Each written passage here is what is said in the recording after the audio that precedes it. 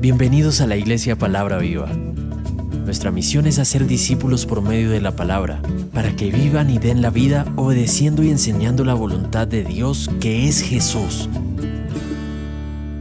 Dice Juan capítulo 10, versículo 22, celebrábase en Jerusalén la fiesta de la dedicación. Era invierno. Y Jesús andaba en el templo por el pórtico de Salomón. Y le rodearon los judíos y le dijeron: ¿hasta cuándo nos turbarás el alma? Si tú eres el Cristo, dínoslo abiertamente. Jesús le respondió: os lo he dicho y no creéis. Las obras que yo hago en nombre de mi Padre, ellas dan testimonio de mí.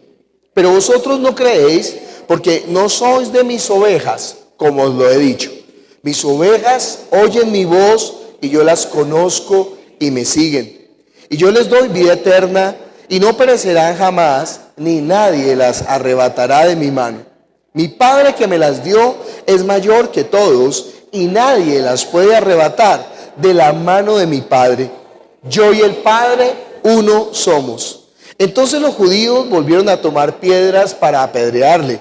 Jesús les respondió: muchas buenas obras os he mostrado de mi Padre. ¿Por cuál de ellas me apedreáis? Le respondieron los judíos diciendo: por buena obra no te apedreamos, sino por la blasfemia, porque tú, siendo hombre, te haces Dios.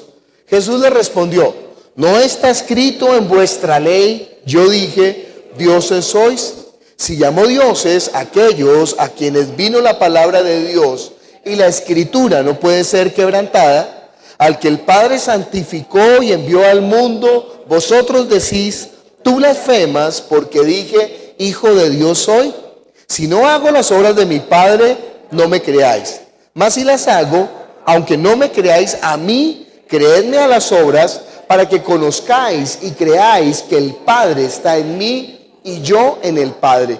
Procuraron otra vez prenderle, pero él se escapó de sus manos y se fue de nuevo al otro lado del Jordán, al lugar donde primero había estado bautizando Juan, y se quedó allí. Y muchos venían a él y decían: Juan a la verdad ninguna señal hizo, pero todo lo que Juan dijo de éste era verdad. Y muchos creyeron en él allí. Vamos a orar pidiendo a Dios que ore con el poder de su palabra en nosotros. ¿Cuál es el poder de la palabra? Que nosotros creamos, que nosotros escuchemos su voz, que nosotros seamos de sus ovejas, no solamente oyendo, sino siguiéndole, que nosotros podamos tener la vida en el Espíritu. Él vino para traernos vida y vida en abundancia. Entonces, que la vida corra, que seamos nosotros transformados por el poder que solamente tiene la palabra de Dios, el poder de transformarnos en la sustancia, en nuestro ser interior, en nuestra esencia. Clamémosle por nuestro espíritu al Señor. Padre Celestial, nosotros estamos aquí reunidos en tu nombre, anhelando todas las cosas que vienen de ti. Tú eres Dios, tú eres Señor, tú eres nuestro Padre. Obra con poder. Señor Jesús, obra con poder, Padre Celestial. Nosotros necesitamos de ti, nosotros necesitamos que sea tu palabra obrando en nosotros, que sea tu espíritu revelándonos y llevándonos a toda la verdad. Que Cristo habite en nosotros, Señor. Que sea tu nombre, Señor, obrando con poder en nuestro interior. Que nosotros nazcamos de nuevo, Señor. Que nosotros seamos hijos de Dios, Padre Celestial. Que toda la bendición del cielo sea manifestada en nuestra vida. Esa es la vida eterna. Y eso solamente es por medio, Señor, de que nosotros conozcamos, recibamos, aprendamos, tengamos la comunión por medio de la palabra contigo. Entonces glorifícate en esta hora, Padre Celestial. Ayúdame, Señor, para que sea mi boca, Señor, dando el mensaje correcto. Señor, unge mis labios, dame la sabiduría, el conocimiento, el poder de la palabra. Que yo no hable por mi propia cuenta, sino solamente lo que tú nos has revelado por medio de la Escritura, por medio de la palabra de tu Hijo y por medio del testimonio, Señor, de los que le vieron. Glorifícate en esta hora en nosotros, Padre. Te lo pedimos en el nombre de Jesús. Amén. Me encanta como Reina Valera ha titulado esta porción. Dice: los judíos rechazan a Jesús. ¿Por qué? Porque realmente el punto central de la gran discusión entre Jesús y los fariseos, que ha comenzado con el ciego de nacimiento que Jesús ha sanado en Juan 8, pues aquí ya quiere un punto muy, muy, muy alto. ¿Por qué alcanza ese punto tan alto? Nosotros hoy en día por la religión no lo entendemos. Y yo digo por la religión, pero no por nuestra vida, porque en nuestra vida realmente la cuestión es si esto se está dando o si usted como los judíos está rechazando a Jesús. Tiene que entender eso. Pero rechazarlo no es decir que Jesús no existe. Rechazarlo es no aceptar en la vida realmente la revelación que Él nos está mostrando. Mi hermano está enfermo, ¿no? Y entonces mi mamá estaba un poco preocupada por él. Y entonces dije, mamá, el problema no es ese. El problema es ¿qué? El problema es si muere sin tener la vida del Espíritu. Realmente, si él muriera, ¿tú estás segura que él tiene la vida del Espíritu? Porque en mi casa, en mi familia en este momento hay un bebecito de 1 año. Podía morir. Pero mi mamá tiene 78 años, 79 años. Podía morir también. Podía morir el más viejo, o podía morir el más joven. O podía morir yo. O podía morir los adolescentes que tienen toda la fuerza. Cualquiera de nosotros de los que estamos aquí. Hoy su merced, hoy usted. ¿Quién será el más joven de los que estamos aquí?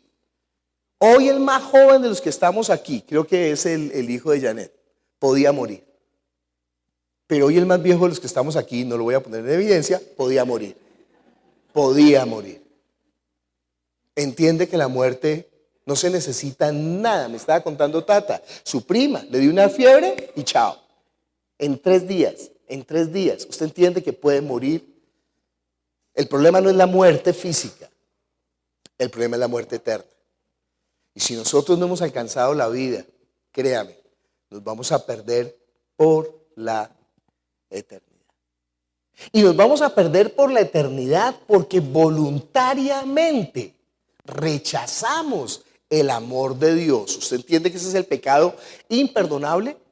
¿Entiende que usted en ese pecado no puede echarle la culpa al diablo? No puede decir que el diablo me lo impidió. No. Hasta aún los endemoniados podían venir voluntariamente ante Jesús y postrarse ante sus pies, por más enajenados que estuvieran. De modo que la decisión de no arrodillarse ante Jesucristo es una decisión netamente personal, en donde ni el diablo ni siquiera Dios puede obrar. Porque no ve que Dios le entregó al hombre ¿qué?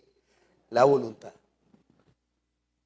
¿Usted se imagina esa exclusividad que tiene el hombre de ejercer su voluntad? En donde ni el diablo ni Dios puede obrar. Entiéndalo. Nadie. Es una cuestión suya. Es una decisión personal. Eso está solamente en sus piernas.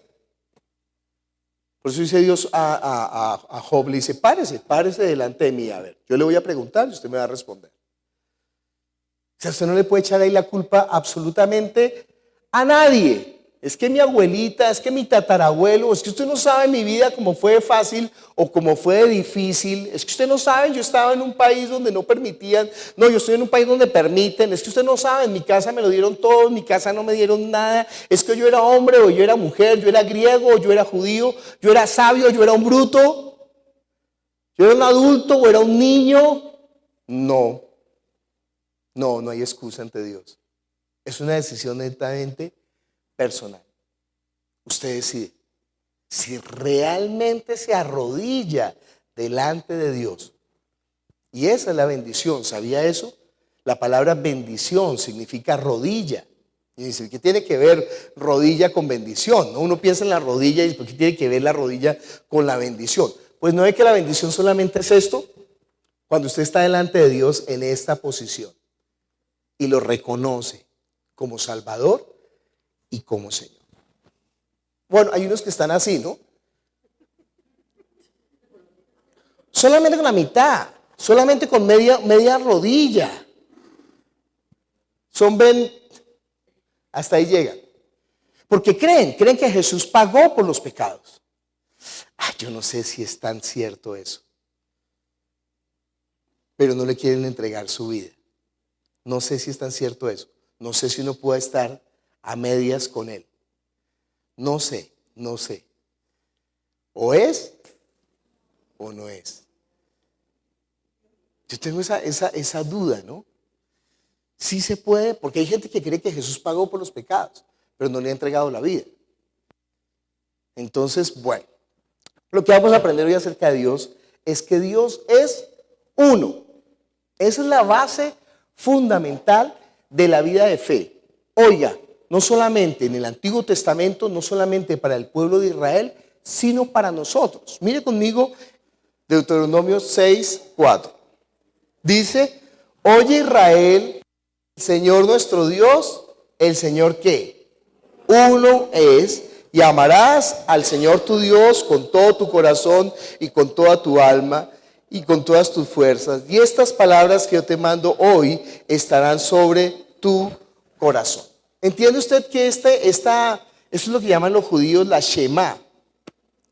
Esta declaración, esta oración, esta invocación, los judíos aún hoy en día la hacen todos los días de su vida. Cuando se levantan, cuando se acuestan, cuando van a comer, cuando salen de su casa, cuando entran a su casa y cuando saludan a sus hijos. Por ejemplo, con los hijos, bendición papá, bendición mamá, entonces ahí le hacen la bendición. Le hacen la bendición, es que le hacen la cruz, ¿no? La costumbre. Bueno, para los judíos es esta declaración.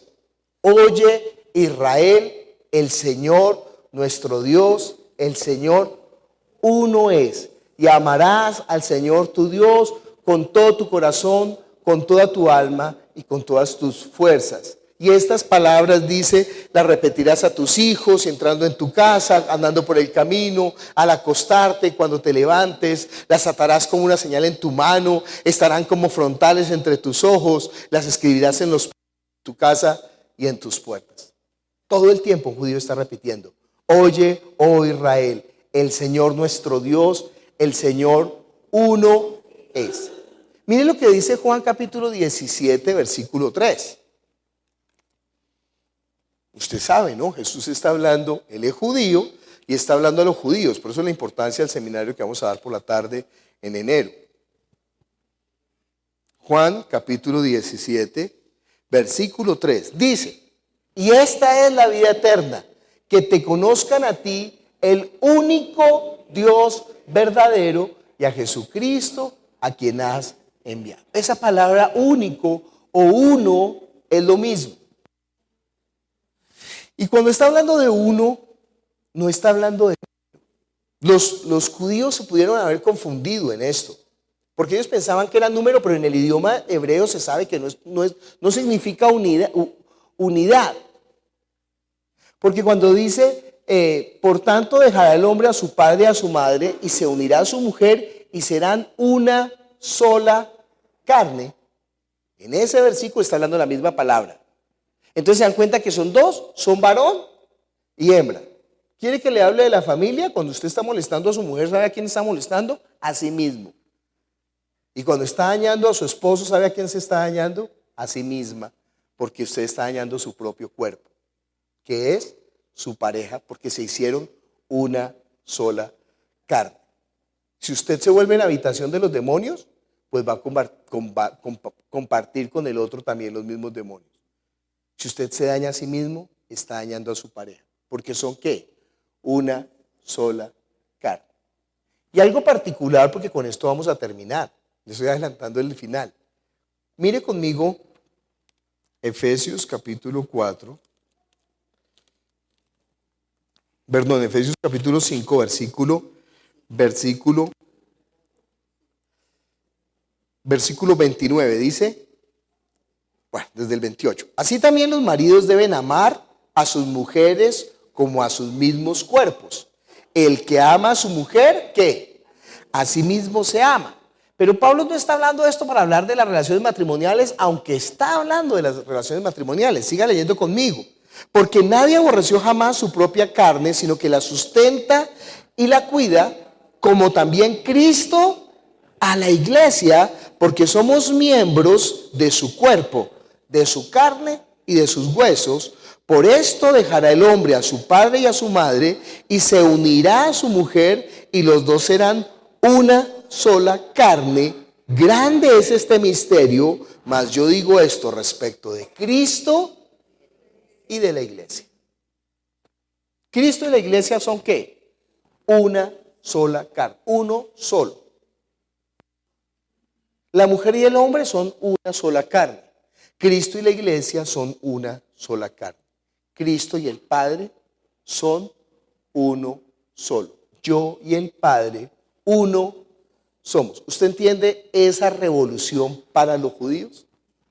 Todo el tiempo, toda la vida, cada vez que se levantan, cada vez que se acuestan, dicen: oye, oh Israel, el Señor nuestro Dios, el Señor uno es. Y dice Jesús: sí, yo y el Padre uno somos. ¿Entiende por qué ellos tomaron piedras para matarle? Es el escándalo, es lo que no pueden entender, es lo que no pueden creer, es lo que no pueden saber. Mucha gente piensa de Jesús cosas buenas. Jesús es un iluminado, Jesús es un hombre sabio, Jesús es un hombre bueno. Jesús, si Dios lo permite, algún día traeremos a un pensador judío. Él no es cristiano, pero él está encontrando a Jesús el Mesías en el Antiguo Testamento. Se llama Mario Javier Subán. Si Dios lo permite, estará aquí enseñándole a los pastores y a todos los que quieran aprender. Pero es una revolución porque dice él, por alguna razón tonta, los judíos, por la razón tonta es por la religión, por la religiosidad. Los judíos perdimos al mayor pensador que hemos tenido. ¿Ustedes saben que los alemanes negaran a Kant? No, Kant no. O que los franceses negaran a Voltaire. No, Voltaire no. ¿Sí? O que los griegos negaran a Platón o Aristóteles. No, Aristóteles y Platón, no. Que ellos dijeran: no, Platón y Aristóteles son unos perros. Y que dijeran los alemanes: Kant, bueno, Kant es un perro. Kant es un perro. Que dijeran los suecos: Kierkegaard es un perro. Que dijeran los franceses: Voltaire es un perro. ¿Usted entiende que los judíos desprecian al mayor pensador que jamás tuvieron? Ojo, estoy hablando como hombre, porque jamás nadie habló así. No se le comparan las palabras de Buda, las palabras de Lao Tse, las palabras de Confucio, las palabras de, no voy a decir Pablo Coelho porque le pego, las palabras de Arjona, no. Jamás nadie habló así. Si viéramos simplemente a Jesús como un pensador de hace 2000 años, judío, creo que la gente se la pasaría leyendo y la Biblia se vendería muy bien. ¿Sí? Le vendemos toda la colección de los libritos de Jesús, ahí empastados, como los de Pablo Coelho, como los de Walter Rizzo, ¿sí? Y la gente diría: ay, ya leyó. Y le dirían a nosotros: ya leyó lo que Jesús dijo. Es que me estoy leyendo Juan y eso es impresionante lo que Jesús dijo. ¿Entiende cómo la religión nos está robando el pensamiento de Jesús y las palabras de Jesús? Pero no solamente eso, la vida de Jesús. Porque nadie jamás habló de esa manera. Jamás nadie ha pronunciado palabras como las que pronunció Jesucristo. Ni jamás nadie propuso un estilo de vida como el que Jesús propone en los evangelios. Ningún pensador de este mundo, ninguno. No se le compara a nadie, hablando como hombre. Pero hay un problema además, que él dijo: yo y el Padre uno somos, haciéndose igual a Dios. Y entonces, si como hombre la vuela, imagínese como Dios se hecho hombre. Ya se sale de este universo, ya se sale de este mundo. No, es que a mí se me apareció un ángel y me dio una revelación y la gente: no lo puedo creer. No, aquí no es un ángel. A un espíritu se me apareció y me reveló. No, aquí no es un espíritu. Aquí es ¿quién? Dios. Dios que vino y anduvo entre nosotros y se dio a conocer. Y la religión nos robó ese aprecio por esa palabra, ese anhelo por esa palabra. Nosotros tenemos la Biblia en la casa, ni la abrimos, ni la leemos. ¿Qué libro está leyendo? Y otro libro está leyendo, y otro libro está leyendo, ¿no? Yo me volví loco porque en Europa la gente lee tanto. Claro, no lee la Biblia. Pero lee tantos libros, tantos. Entonces uno va a los mercados de pulgas y consigue libros a €1. Imagínense, a €1, a 3.000 pesos. Pues claro, yo parecía un bobo ahí comprando libros, llegando a la maleta. Pero después los dejo botados ahí en la biblioteca porque digo, no, pues aquí hay algo mejor siempre, siempre. Y cuando los leo para desilusionarme, porque, ay, pero mire lo que dijo Jesús. Ay, pero mire lo que dijo Jesús. Ay, pero mire lo que dijo Jesús. Mire lo que dijo Jesús. ¿A quién iremos? Solamente tú tienes palabras de vida eterna. Sus palabras son espíritu y son vida. ¿Cómo se llama el sermón de hoy? Que la palabra, ¿qué? Venga a usted. Que la palabra venga a su vida. Que la palabra de Él se haga vida en usted. Estamos aprendiendo que Dios es ¿qué? Uno. Y estamos entendiendo la revolución que se está dando aquí en Juan capítulo 10. ¿Cómo comienza esta perícopa de Juan capítulo 10? Alcanzamos a leer Juan capítulo 17, versículo 3. Y esta es la vida eterna, que te conozcan a ti, el único Dios verdadero, y a Jesucristo, a quien has enviado. Mire conmigo Juan capítulo 10. ¿Cómo comienza? Dice, celebrábase en Jerusalén la fiesta de la dedicación. Era invierno. Jesús no nació en la fiesta de la dedicación, ¿no? La fiesta de la dedicación es para noviembre y diciembre. Nosotros ahorita vamos a celebrar la Navidad. Muy bueno, a mí me encanta celebrar la Navidad. Creo que la gente se dispone, ay, hagamos algo para predicar el evangelio en esas épocas, ¿no? Imagínense la gente de la empresa se reúne con el plan de orar la novena de aguinaldo. Eso es un postre puesto ahí en la mesa. Aproveche. Ay, no, yo no me meto. No, venga, yo les explico qué es la Navidad. Prepárese un escrito y enseñe, venga. Y dulce Jesús mío, mi niño adorado, ven a nuestras almas, ven, no tardes tanto. Venga, ¿de verdad usted quiere que Dios venga a su vida? ¿Quiere que venga a su alma? Usted lo está diciendo, pero ¿realmente quiere que Jesús entre en su vida? Quiere decirle, ven a nuestras almas. ¿Cuántas veces lo repite? En los 8 días de la novena, en los 9 días de la novena, 8, 9, novena. ¿Cuántas veces dicen eso? Venga y le explico qué es ven a nuestras almas.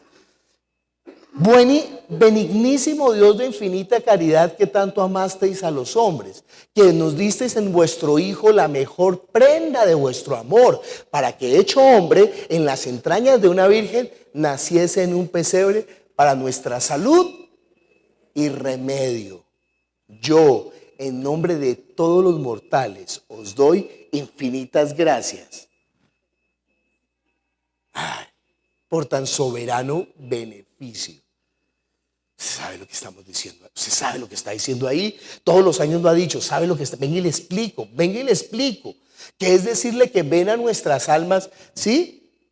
Para que habite, ¿cómo es que dice? Que toda la novena es tan buena, yo voy a hacer una novena. Una remasterización de la novena. Y la predicamos, ¿no? Y la enseñamos. Ven a nuestras almas, pero Él no nació en diciembre. En diciembre, Él nacerá más o menos en octubre, ¿sí? En la fiesta de los tabernáculos, Dios con nosotros. Pero en diciembre ocurrió una fiesta, la fiesta de la dedicación. Noviembre, diciembre es la fiesta de dedicación, es invierno. ¿Por qué celebraban los judíos la fiesta de la dedicación? ¿Se acuerda de Antíoco Epífanes? Estoy hablando un poco de historia, que es lo que nos van a hablar Yamile y Jorge. Antíoco Epífanes es un hombre, después de la muerte de Carlomagno, de Alejandro el Grande. Entonces, el imperio que ha levantado Alejandro, que es un imperio muy cortico, muy joven, muy bisoño, no tiene solidez, se divide en 4 reinos. Y entonces Ptolomeo coge una región, bueno, los generales de Alejandro cogen y dividen en 4. Una región va a quedar para una gente que es Antíoco Epífanes. Y él quiere imponer el modelo griego en la tierra de los judíos. Usted sabe, los judíos no se arrodillan ante nadie, solamente ante Dios. No se arrodillan ante ninguna imagen, ante ninguna figura, ni ante ningún hombre. Para ellos arrodillarse ante un hombre es un acto de muerte. Porque ningún hombre se puede declarar ¿qué? Dios. Este Antíoco Epífanes, Epífanes significa manifestación. ¿Se acuerdan que nosotros celebramos a veces la Epifanía del Señor? Se ha escrito, hoy se celebra la Epifanía. Epifanía significa la manifestación de Dios. Y fuera de eso, él se cambió el nombre de Antíoco o Antonio, que significa terco. ¿Alguno aquí se llama Antonio? Significa terco ese nombre, terco. Antíoco se cambió el nombre por Teos. Entonces él decía, yo soy Teos Epífanes, o sea, la manifestación de Dios en un hombre. Y este hombre cogió el templo de los judíos y lo profanó. Sacrificó un cerdo en el altar. Usted sabe que es para un judío que le sacrifiquen un cerdo en el altar. Y con la carne de ese cerdo, como no le alcanzaba la sangre, hizo un caldo. Y el caldo agarró y pintó y lo esparció hasta en el mínimo rincón del templo. Y además erigió una estatua en ese templo. Profanó completamente y quemó las puertas. ¿Se acuerda que en Juan capítulo 10 Jesús está diciendo yo soy la puerta? Es que Antíoco Epífanes había quemado las puertas. Y eso para el pueblo de Israel había sido una herida tan profunda que le habían destruido le habían profanado su templo. Judas Macabeo, en la revolución de los Macabeos para los griegos, se levanta y expulsa a Antíoco Epífanes, coge, derriba ese altar y levanta un altar nuevo con piedras no labradas por manos humanas. ¿Se acuerda que decía que el Mesías es la piedra de Daniel que no es labrada? Levanta de nuevo el altar, limpia, purifica el templo, imagino que lo lavaron con todos los lavamientos posibles, hicieron un sacrificio y trajeron aceite nuevo y restauraron el verdadero culto. Ese es lo que celebran los judíos que se llama el Hanukkah o la fiesta de la luz. ¿Y se acuerda lo que dijo Jesús en Juan capítulo 7 y 8? Yo soy ¿qué? La luz del mundo. ¿Entiende por qué está hablando de esa manera? Están en las proximidades de celebrar la fiesta del Hanukkah y aquí ya están celebrando la fiesta del Hanukkah. En donde el pueblo de Israel restauró ¿qué? El verdadero culto a Dios y la libertad. Y por eso él dice, si el Hijo os libertare, seréis verdaderamente ¿qué? ¿Usted entiende todo lo que Jesús está hablando como judío? Mire, si usted no conoce un poquito de historia de Israel y de los judíos, esas palabras pasan por encima. Pero él es judío, en medio de un ambiente judío, hablándole a los judíos, celebrando una fiesta judía. ¿Sí? Imagínense que nosotros estuviéramos en el 20 de julio, el día del 20 de julio, y entonces se parara un hombre y dijera, mire, es que yo soy la bandera y yo soy la libertad de Colombia. ¿Entiende? En esa época, en esa fecha, la connotación, la llamada de atención que quiere decir, o dijera, es que yo soy el libertador. No, para nosotros el libertador es Bolívar, pero yo soy el libertador, no, un momento. Él está diciendo que él es mayor que Judas Macabeo, que él está deshaciendo, el ladrón no vino sino para hurtar, matar y destruir, porque eso fue lo que hizo Antíoco Epífanes. Destruyó el templo, quemó las puertas y Jesús dice, ¿sabe qué? Yo soy la puerta, a mí no me puede quemar. Y vino a matar, pero él dice, yo soy la resurrección y la vida, a mí no me puede matar. El hombre no me puede matar. Él vino a hurtar, se robó Antíoco Epífanes el candelabro de oro y los vasos del templo que eran de oro. Judas Macabeo volverá a restituir eso, el candelabro de oro y los vasos de oro. Pero Jesús dice, ¿no ve que yo soy la luz del mundo? A él no lo pueden apagar las tinieblas. Un candelabro de hombre se lo pueden robar. Pero este candelabro, ¿sabe quién es el único que lo puede quitar? Ay, póngase triste, Apocalipsis capítulo 2. Déjeme asustarlo un poquito, por su bien. Mire Apocalipsis capítulo 2, versículo 5. Dice Apocalipsis 2, recuerda por tanto de dónde has caído, arrepiéntete y haz las primeras obras, pues si no, vendré pronto a ti y quitaré ¿qué? Tu candelero de su lugar, si no te hubieras arrepentido. ¿Usted entiende en qué sentido está hablando? Si usted No quiere dejar que el candelabro del Hanukkah tiene 8 velas. No son 7 como el candelabro del templo. 8. ¿Saben quién es la octava luz del candelabro, no? Es Jesús. Y esa es la luz que no se puede apagar. Cuando los judíos están celebrando Hanukkah, están hablando de la luz que iba a venir nueva. De un candelabro nuevo.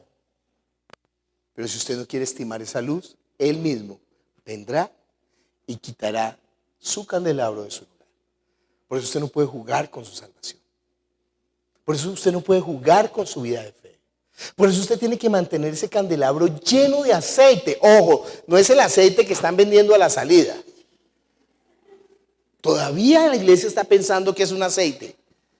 Es el Espíritu Santo morando en nosotros. Usted tiene que despabilarse para que esa luz brille. Es un aceite puro. La unción. Cuando dice mi ungido, lo leímos en el Salmo 2, mi hijo eres tú, mi ungido, está hablando no del que tiene el aceite derramado en la cabeza, sino del que trae el Espíritu de Dios, porque es Dios. Diferente a como somos nosotros ungidos. Todos nosotros tenemos la unción del Santo, pero solo uno es el ungido.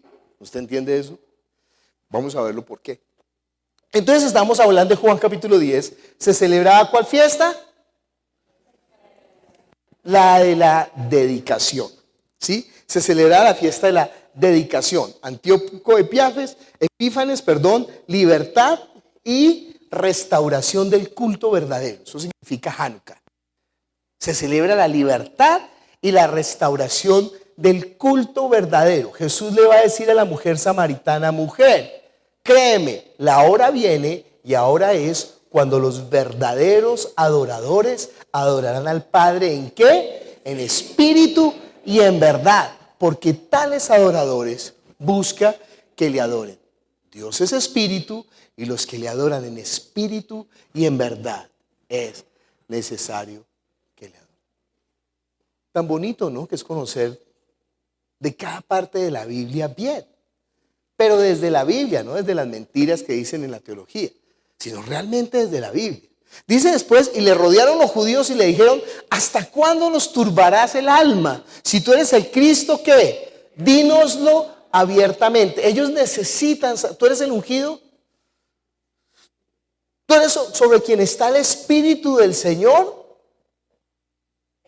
Tú eres el que va a hacer la obra. El Espíritu de Dios está sobre mí, por cuanto me ha ungido, me ha enviado a dar buenas nuevas a los pobres, a sanar a los quebrantados de corazón, libertad a los cautivos, a predicar a los oprimidos, a predicar el año bueno y agradable del Señor. ¿Está usted así? ¿Está usted así? Pues sépalo.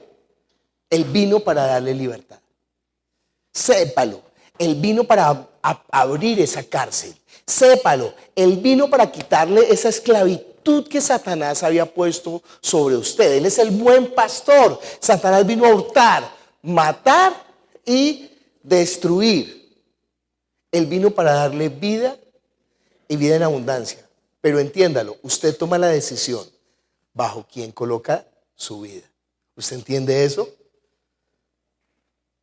Que usted no le puede echar la culpa ni al diablo. Que cuando Dios se presente, usted dice: es que el diablo me engañó. Y el diablo va a decir: no. Él vino voluntariamente a mí. Él vino voluntariamente. Él me entregó la vida. Él quiso que yo lo hurtara. Él quiso que yo lo matara. Y Él quiso que yo lo destruyera. Él quiso rendirme culto a mí. Ay, ¿usted cree que el satanismo es ponerse una chaqueta con taches y sacar la lengua y... Nah, eso es una payasada. Eso es una payasada burda. Eso es una payasada burda. Satanismo es que usted voluntariamente decide no servir a Dios, sino servir al diablo. Y no se preocupe, así le paga el diablo a quien bien le sirve. No le paga con bendición, le paga ¿con qué? Con maldición, porque es mentiroso y padre de la mentira, porque no hay nada bueno en él. No puede dar nada bueno. Ni siquiera a sus hijos puede tratar bien, los trata mal, mal. Mire cómo terminan todos los brujos. ¿Todavía va donde a brujos? Mire cómo terminan los brujos. Todavía busca a los satanistas, mire cómo terminan los satanistas. Porque ni siquiera a sus hijos puede hacerles bien. Porque es malo. Y Dios vino a darnos vida y vida en abundancia. Lo extraño es porque nosotros decidimos entregarle nuestra vida al que gobierna este mundo y servirle a este mundo. Yo le puedo declarar su final. Si usted me decide la decisión suya, yo le profetizo su final. Si usted decide entregarle su vida a Jesús, usted va a tener vida y vida en abundancia. No solamente aquí, sino por la eternidad. Si usted decide entregarle su vida a este mundo, usted va a ser un maldito, no solamente aquí, sino en la eternidad. Y entiende que esa maldición es lo que usted decidió hacer, a quien decidió seguir. ¿Hasta cuándo? Si tú eres el Mesías, dínoslo abiertamente. Porque Jesús se los dice, pero todos se los dice encubiertamente. Porque Él tiene que dar lugar a la fe. Sí, Jesús quiere que todos crean en Él. Entonces se transfigura y aparece en el monte de Tabor con las vestiduras blancas y la luz que dice: este es mi hijo amado en el cual tengo complacencia. Y entonces todo el mundo, ¡ay! O manda a los ángeles con una espada por la noche que le quiten el sueño y le digan: viejo, si no se convierte lo mato. ¡Ah, sí! No, no es así. Tiene que ser con la fe. Tiene que ser porque usted voluntariamente, sin manipulación, entiéndalo, sin manipulación, decidió. Satanás manipula, Jesús no. Sin manipulación. ¿Se acuerda que Satanás manipula? Viejo, todo te daré, te voy a dar el reino de este mundo. Lo voy a poner a tus pies. Todo te lo voy a dar. ¿Qué quieres? ¿Quieres dinero? ¿Quieres fama? ¿Quieres éxito? Todo te lo voy a dar. Solamente una cosa: adórame, sírveme, sígueme, vive para mí.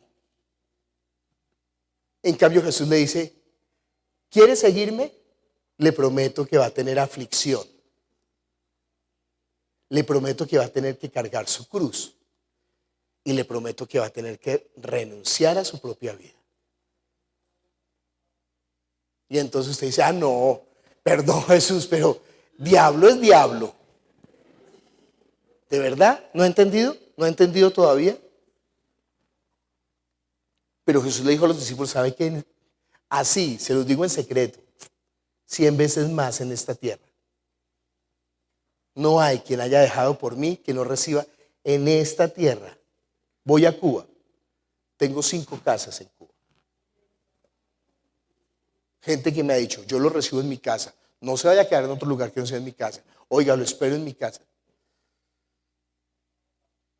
5 casas, 100 veces más, 100 veces más. Y me va a recibir mi tía, mi hermana, mi abuelita, mi mamá, mi hermano, mi sobrino. Todos me van a recibir, todos me van a recibir. 100 veces más. 100 veces más. ¿Usted qué quiere? ¿La bendición o la maldición? ¿Pero se da cuenta que está escogiendo usted? ¿Se da cuenta? Y es su opción, es su opción. Dios no lo va a manipular. Es más, como que le hace fuerza para que no. Le hace fuerza como para que: ¿de verdad me amas? ¿De verdad me amas? ¿De verdad me amas? ¿De verdad me amas? Pastorea mis ovejas. No. Dios, espérate, yo voy a conquistar el mundo y después de conquistar el mundo, como Alejandro Magno, llegaré a la orilla del mar del extremo y moriré llorando porque se acabó el mundo. El mundo se acaba, pero el reino de Dios permanece para siempre. En el mundo tendréis aflicción, pero confiad, yo he venido al mundo. Yo te ofrezco luz, vida, bendición y propósito. No, nosotros preferimos tinieblas, muerte, desazón, sin sentido. Maldición. Entiende que la maldición no es que me maldijeron, sino que usted opta por la maldición. Y Él le pone los dos caminos. Te pongo camino de bendición y camino de maldición. Y fuera de eso le da la pista. Oiga, marque A.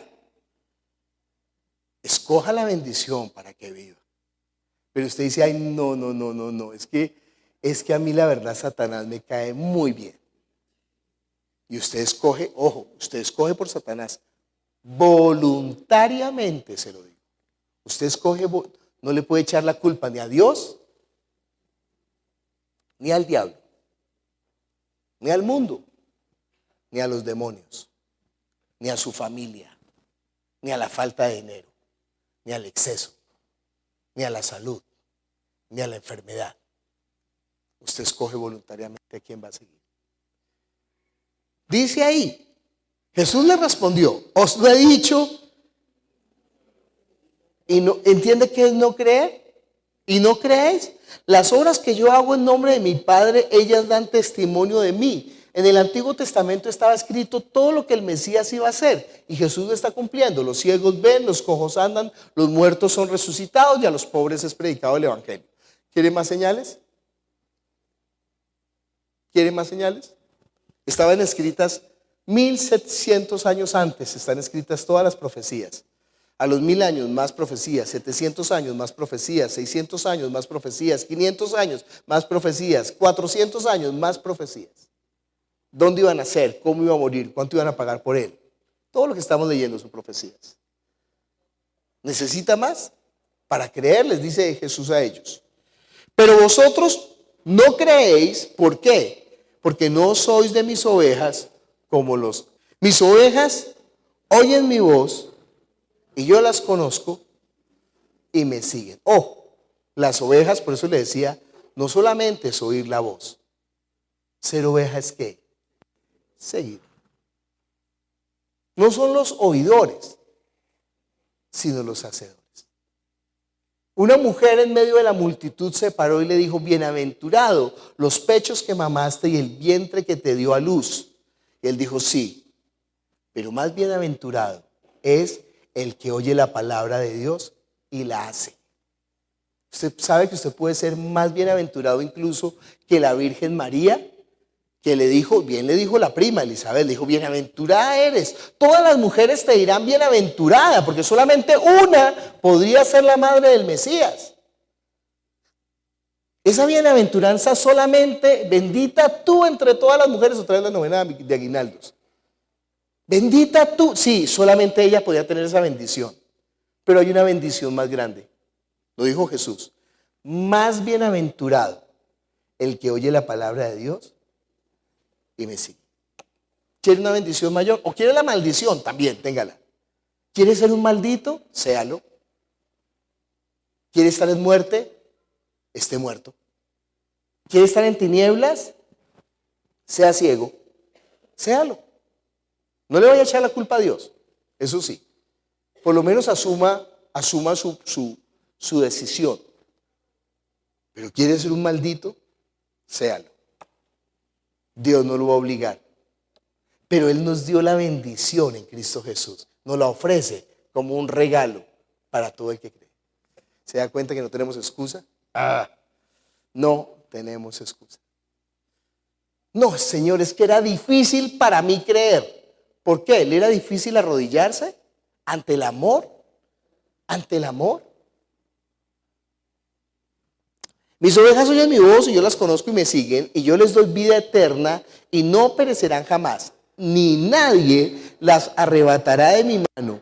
Mi Padre que me las dio es mayor que todos y nadie las puede arrebatar de la mano de mi Padre.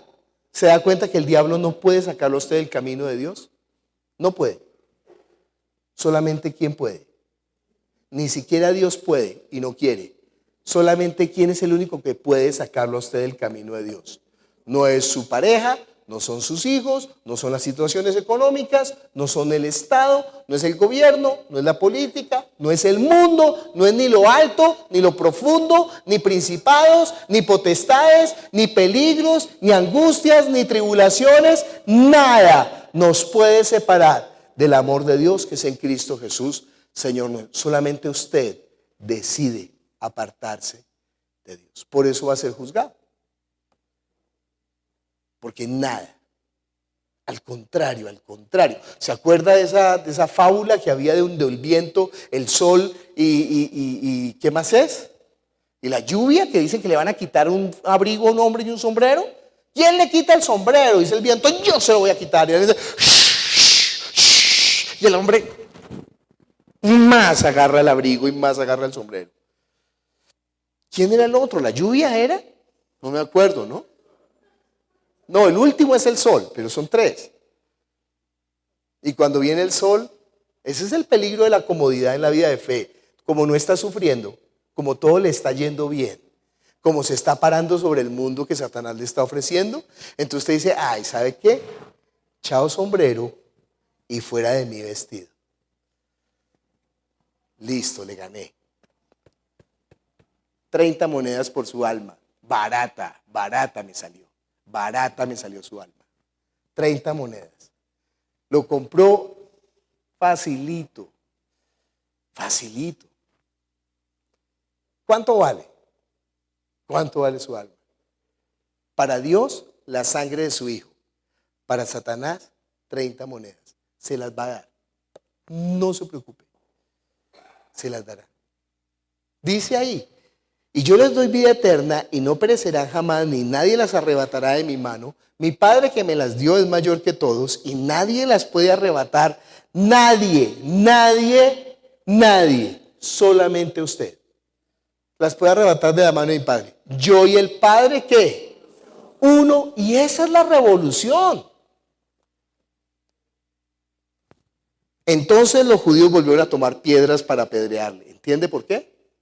Porque él está diciendo que él es uno con el Padre. Mire conmigo Juan capítulo 1, versículo 1. Juan es hermoso, ¿no? El Evangelio. En el principio era el verbo estaba con Dios y el verbo era ¿qué? Dios. Este era en el principio con Dios. Todas las cosas por él fueron hechas y sin él nada de lo que ha sido hecho fue hecho. En él estaba la vida y la vida era la luz de los hombres. La luz en las tinieblas resplandece y las tinieblas no prevalecieron contra él. En el principio está hablando antes de que todas las cosas fueran creadas. ¿Entiende quién es Jesús? Él es el logos de Dios, la palabra de Dios, el ser mismo de Dios. En el principio era el verbo estaba con Dios, así como dice con la pareja. El verbo estaba con Dios y el verbo ¿qué? Yo y el Padre uno somos. Cuando usted se muere, ahora normalmente lo creman, lo incineran. Y entonces quedan, su merced es como un kilillo mal pesado de cenizas. Le evitaron el deshonor de ser estiércol de gusano, ¿no? Ahora es cenizas. ¿Ha visto las cenizas de un muerto? Es una arenita ahí que no sirve ni para una matera, no sirve. No, es unas cenizas ahí. Tome, le entregamos a su... Voy a decir de mi papá para que usted no se sienta aludido. Ahí le entregamos a su papá. Y uno dice, ¿es mi papá? Pues es mi papá, pero no es mi papá. Sí, yo sé, es el cuerpo de mi papá que se hizo polvo. Pues es el cuerpo de mi papá, pero no es mi papá, porque ya en este polvo no se puede contener a mi papá, pero es mi papá, sí, pero no es mi papá. ¿Usted entiende que no sabe uno qué decir? Entonces uno qué dice, ay, esas son las cenizas de mi papá, para no complicarse la vida. Porque, ¿dónde está mi papá? No, ya nadie dice, no, ¿dónde están las cenizas? Ay, yo pensé que era, dice la empleada, yo pensé que era un poco de tierra y lo boté a la basura. Ay. ¿Dónde están las cenizas de mi papá? Bueno, el verbo de Dios se hizo ¿qué? Polvo de la tierra, carne. Dice ahí en Juan capítulo 1, versículo 14, y aquel verbo se hizo carne y habitó entre nosotros y vimos su gloria, gloria como del unigénito del Padre, lleno de gracia y de verdad. Versículo 18, a Dios nadie le vio jamás, el unigénito Hijo que está en el seno del Padre, Él nos lo ha dado a conocer. Esa es la dificultad de la fe cristiana. Dios es un buen hombre, no tienen problema. Dios es un pensador impresionante, no tienen problema. Dios es un bueno, no tienen problema. Dios es el Mesías, Jesús es el Mesías. Por eso le preguntan, si tú eres el Mesías, dígalo. No tienen problemas si les dice que es el Mesías. ¿En qué tienen problemas? Cuando Él dice, yo y el Padre, uno somos. Porque si viene un hombre, entiende Antíoco Epífanes, que él es la manifestación de Dios, blasfemo, y que dice, amarás al Señor tu Dios con todo tu corazón, porque oye, oh Israel, el Señor nuestro Dios, el Señor uno es. Y ahora se aparece Jesús y dice, yo y el Padre, ¿qué? Uno somos, y ellos lo están viendo, y es un hombre de carne y hueso. ¿Cómo se atreve a decir que es Dios? Mire conmigo Filipenses capítulo 2. Yo aspiro que esto no vuelva a ser para usted un misterio, porque el misterio fue revelado. Ya no debería de ser un misterio. Filipenses capítulo 2, versículo 5 en adelante. Dice, haya pues en vosotros este sentir que hubo también en Cristo Jesús, el cual siendo ¿qué? En forma de Dios, no estimó el ser ¿qué? Igual a Dios como cosa a que aferrarse, sino que se despojó a sí mismo, tomando forma de siervo, hecho semejante a los hombres, y estando en la condición de hombre, se humilló a sí mismo, haciéndose obediente hasta la muerte y muerte de cruz. ¿Usted entiende que el verbo de Dios, el logos de Dios, la forma de Dios se rebajó, tomó forma de siervo? ¿Qué quiere decir que se rebajó? Mire, esto. No me vas a vestir, tranquilo. Se quitó la deidad. Se despojó de la deidad. Se hizo como uno de nosotros. ¿Usted entiende eso? ¿Jesús era omnisciente? O sea, ¿Jesús sabía todas las cosas? No ve que dice, oiga, ¿quién me tocó? Oiga, el día y la hora nadie lo sabe, solamente el Padre, porque ya no sabía todas las cosas. Dice que cuando estaba como niño empezó a crecer y a aprender y a crecer en sabiduría como uno de nosotros. No crea que él a los 12 años estaba vestido rosado diciendo, yo reinaré. No, eso es mentira. Ensució pañales, sintió hambre, sintió frío, sintió temor, sintió angustia. Angustiada hasta la muerte está mi alma. ¿Y qué diré? Padeció. Tengo hambre, tengo sed. Como un hombre. Él se hizo exactamente como uno de nosotros, porque se desvistió de la deidad. Estaba limitado, no era omnipresente. Estaba en Cafarnaúm y tenía que ir caminando hasta Jerusalén, caminando. Y cuando caminaba, ¿qué pasaba? Se cansaba. Se sentaba en el pozo y le decía a la mujer, venga, deme de beber que tengo sed. Le daba sed. Fue tentado en todo, conforme a nuestra naturaleza, porque o si no, no podría haber sido sumo sacerdote nuestro. Padeció tentado en todo en su naturaleza. Se hizo hombre. ¿Para qué se hizo hombre? Para que nosotros nos hiciéramos Dios. Yo quería llamar esta predicación Hágase Dios, pero dije, eso le levanto polvo como quién sabe qué, ¿no? Pero mire lo que está diciendo Jesús. Mire, no es que no lo digo yo. Debí de haberlo dejado. A ver, ¿no? ¿Se da cuenta que yo no soy tan avesado como algunos piensan? Todavía soy cobarde. Versículo 34. Jesús le respondió, ¿No está escrito en vuestra ley, yo dije, dioses sois? Y si llamó dioses a aquellos a quienes vino la palabra de Dios y la escritura, no puede ser quebrantada. ¿Quién nos llamó dioses? ¿Quién? Dios. ¿A quiénes? ¿A quiénes? A los que reciben la palabra, a los que reciben la vida. ¿Por qué? ¿Por qué? Mire conmigo Efesios capítulo 1,